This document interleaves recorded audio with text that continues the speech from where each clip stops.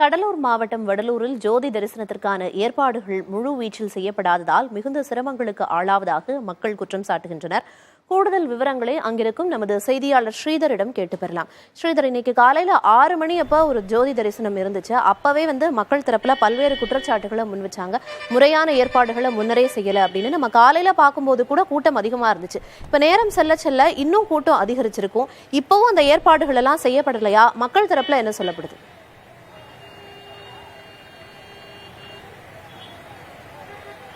வடலூரில் அமைந்திருக்கும் சத்திய ஞான சபை கிட்டத்தட்ட 100 ஏக்கருக்கும் அதிகமான பகுதியில் அமைக்கப்பட்டது.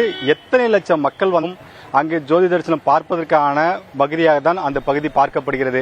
அந்த பகுதியில் வாகனங்கள் நிறுத்தினால் கூட மிகப்பெரிய அளவில் வாகனங்கள் நிறுத்தப்படலாம். ஆனால் இந்த முறை இந்த 153வது ஜோதி தரிசனம் என்பது இந்த சாதுக்கள் மத்தியிலும் வடலூர் மக்கள் மத்தியிலும் மிகப்பெரிய அளவில் ஒரு வேதனையான விஷயமாக தான் பார்க்கப்படுகிறது. காரணம், இந்த 4 திசையிலிருந்து, குறிப்பாக கடலூரிலிருந்து வடலூர் நோக்கி வரும் பேருந்துகள், வாகனங்கள் அனைத்துமே 3 கிலோமீட்டருக்கு வெளியிலே நிறுத்தப்படுகிறது. அதேபோல் கும்பகோணத்திலிருந்து வரும் வாகனங்கள் அனைத்துமே வடலூருக்கு முன்பாக 1 கிலோமீட்டர் தூரத்தில் நிறுத்தப்படுகிறது. சென்னையிலிருந்து வரும் வாகனங்கள் வடலூருக்கு முன்பாகவே 1 கிலோமீட்டர் முன்பாக நிறுத்தப்படுகிறது.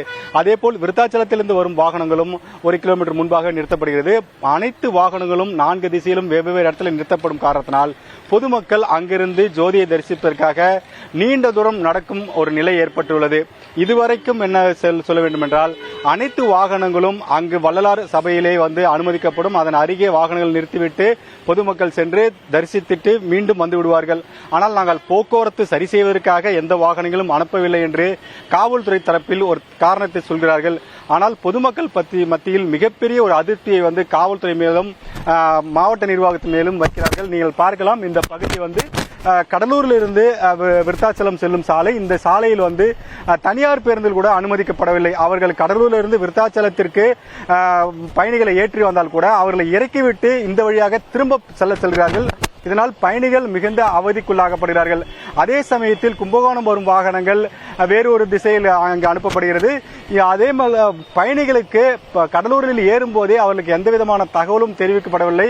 வடலூர் வழிதான் செல்லும் என்று தெரிவிக்கப்படவில்லை என்று பயணிகள் தரப்பில் மிகப்பெரிய ஒரு வேதனை தெரிவிக்கிறார்கள். பெரும்பாலான மக்கள் 2 சக்கர வாகனத்தில் ஏதேனும் கடன் வாங்கிக் கொண்டு தற்போது வடலூரை நோக்கி வரும் காட்சியை நம்மளால் பார்க்க முடிகிறது. 2 சக்கர வாகனங்கள் மட்டுமே அனுமதிக்கப்படுகிறது. நீங்கள் பார்த்துக் கொண்டிருக்கும் ஒரு தனியார் பேருந்திலிருந்து அனைத்து பயணிகளும் இறக்கப்படுகிறார்கள். அது கடலூரிலிருந்து விருத்தாச்சலம் செல்லும் பேருந்து, அந்த பேருந்திலிருந்து இறக்கிவிடப்படுகிறார்கள். இதேபோல்தான் ஒவ்வொரு பேருந்திலும் விருத்தாச்சலம் வழியாக செல்லும் இந்த பேருந்து தடுத்து நிறுத்தப்படுகிறது, தனியார் பேருந்துகள். ஆனால் மாவட்ட நிர்வாகம் சார்பாக இங்கிருந்து நாங்கள் சிறப்பு பேருந்து ஏற்பாடு செய்திருக்கிறோம். குறிப்பாக இந்த இடத்தில் தடுத்து நிறுத்தப்பட்டு கார்கள் உள்ளிட்ட கனரக வாகனங்கள் அனைத்துமே தடுத்து நிறுத்தப்படுகிறது.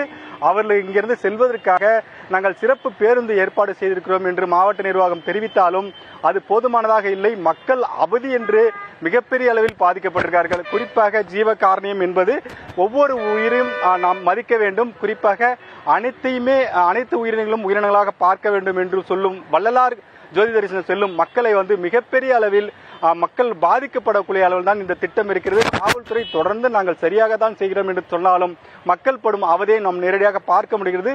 4 திசையிலிருந்து பல கிலோமீட்டர் நடந்து வரும் இந்த குழந்தைகளும் பெரியவர்களும் அவர்கள் மூச்சு முட்ட நடந்து அந்த ஜோதியை பார்க்க வேண்டும் என்று காரணத்துக்காக இங்கு கொண்டிருக்கிறார்கள். நிச்சயமா ஸ்ரீதர், காட்சிகள்லயே பார்க்க முடியுது மக்கள் எந்த அளவுக்கு அவதியுறாங்க, போக்குவரத்து எந்த அளவுக்கு ஸ்தம்பித்து இருக்கு அப்படின்னு. உரிய நடவடிக்கை எடுக்கப்படும் ஏற்பாடுகளை செய்ய அப்படின்னு எதிர்பார்க்கலாம். களத்திலிருந்து விவரங்களை வழங்கியதற்கு நன்றி ஸ்ரீதர்.